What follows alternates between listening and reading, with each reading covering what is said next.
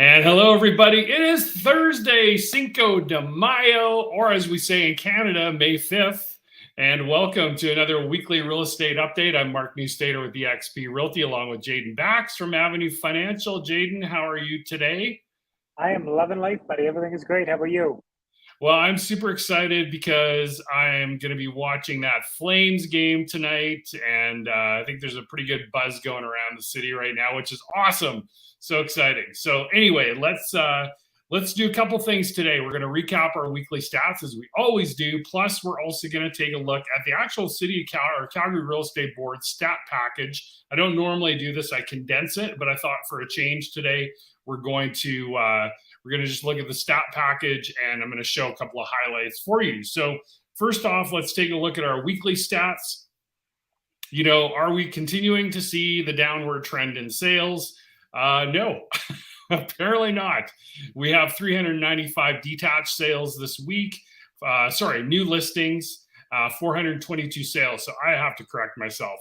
I was a little too excited about the Flames game. So yeah, it's a slight decrease from last week. We're continuing to see that slow downward trend and a significant bump up in listings this week. Pendings at 381, really strong again. So our sold and pending is 803 on 395 new listings. So we got a net difference of plus 408.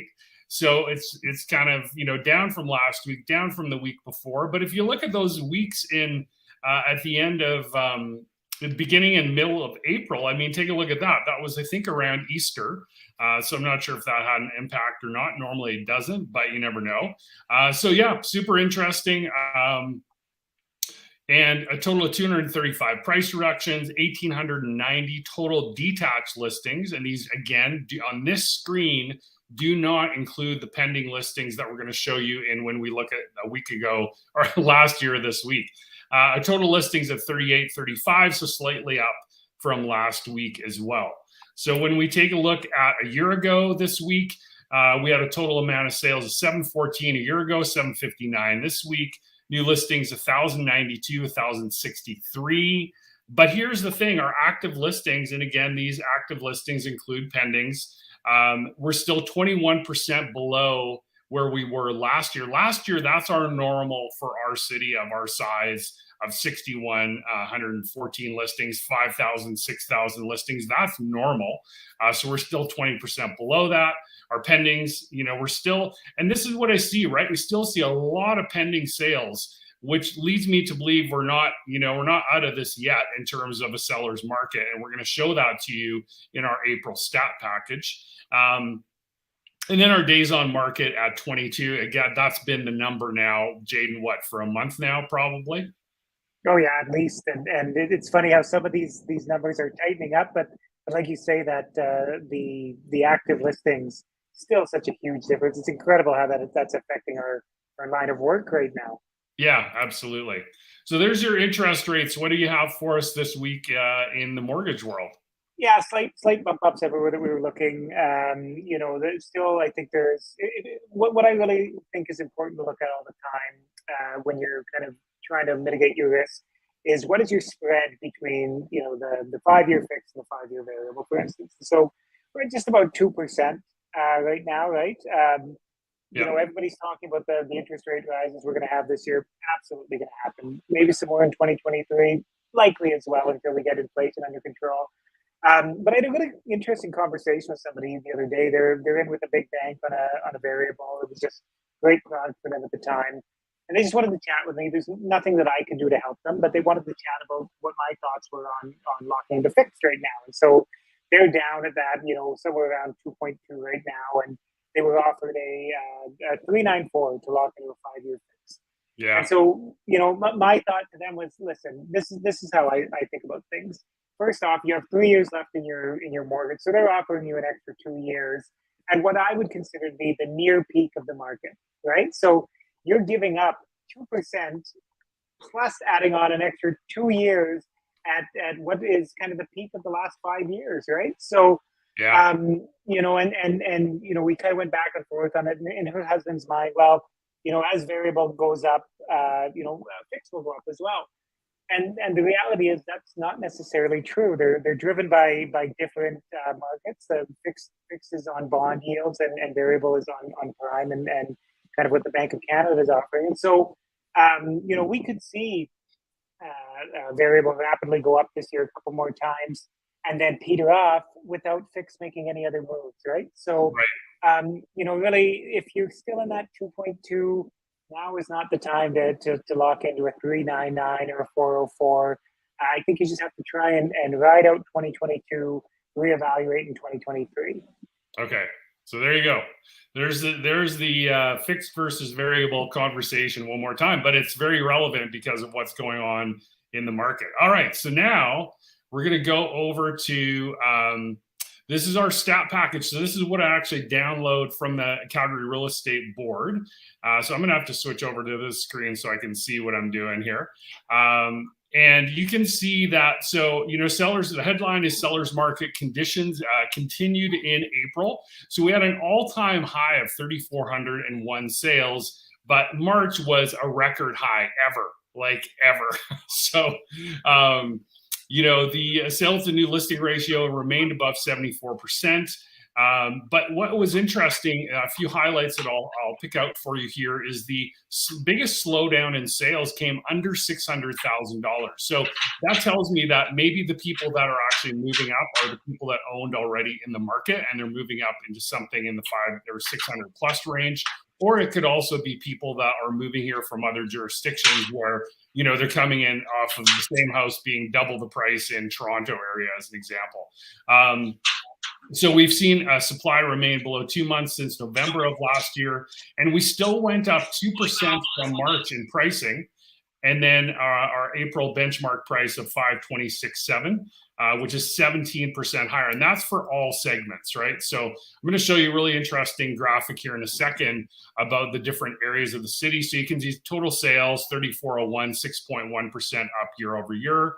Our new listings were, call it similar to last year in the month of April. There's our total residential price at 526.7. And then here we go, detached 628.9, that's a 19.1% increase year over year. Semi-detached 487.9, 16.2 up. Row price of 343, almost 17% up. Apartment condos, yay! Apartment condos. I'm so happy for those sellers because they've been crushed price-wise over the last few years, going back probably 5, 6, 7 years. So 8% increase in apartment condo pricing in the last month. Months of supply. So this is what always tells us what kind of market we're in. Are we in a seller's or a buyer's market? We're still firmly planted in the seller's market, although I do see things easing up a little bit.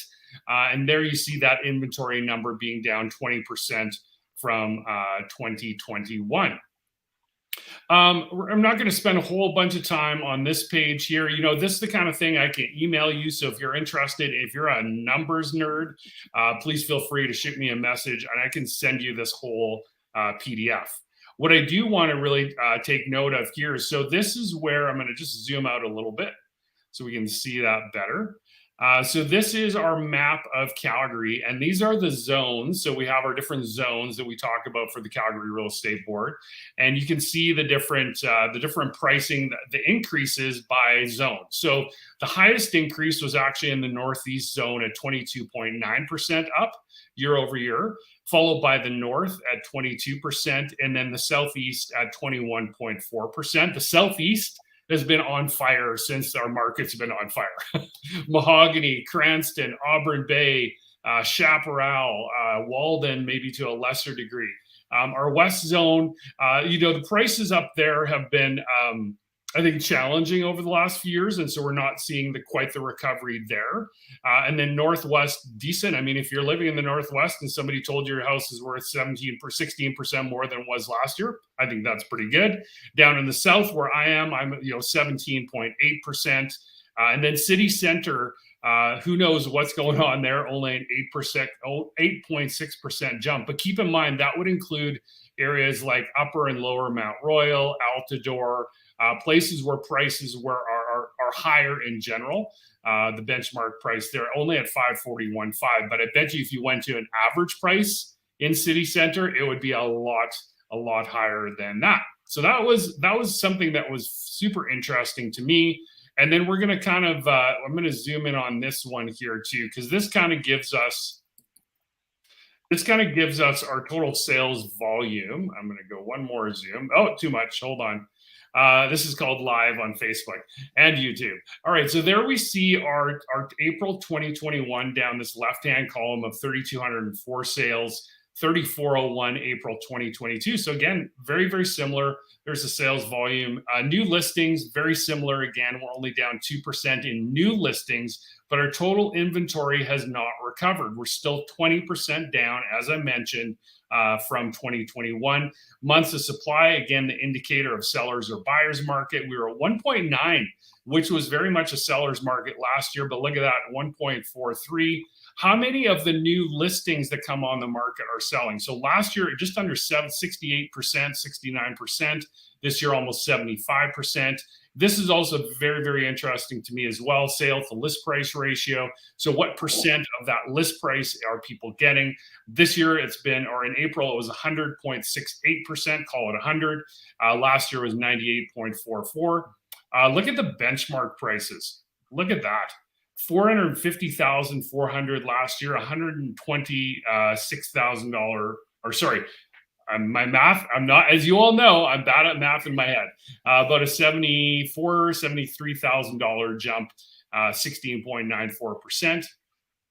And then our days on market, that was the other thing I wanted to point out here, 33 last year, and then 22 for April of 2021.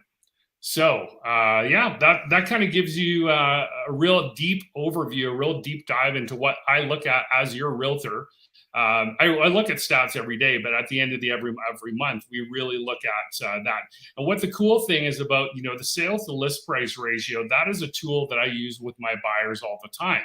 So especially in this market where it's like, hey, what can I expect to pay in Ravenswood, in Airdrie, in the last 30 days? Well, we know that, as an example, whatever it was, 104% of asking. So then they have a good idea of like, well, I shouldn't be looking at, to my max budget, I should be including that 4% bump in over asking price, right? And this is changing, obviously, on a really regular basis. So these are numbers that can be pulled for communities at any time. So that kind of is the big stat package. Yeah, and so I know we're running out of time here. I'm just going to give a little teaser for next week. Based on your max asking price, one of the results of higher fixed rates is that qualifying rate for a fixed rate mortgage is higher than the current qualifying rate. So that's going to affect your buying power. We anticipate that it's going to move. We'll talk about it more next week. Awesome. There's a good teaser right there. Thanks everybody for watching. Enjoy your weekend, and we will talk to you in 7 days.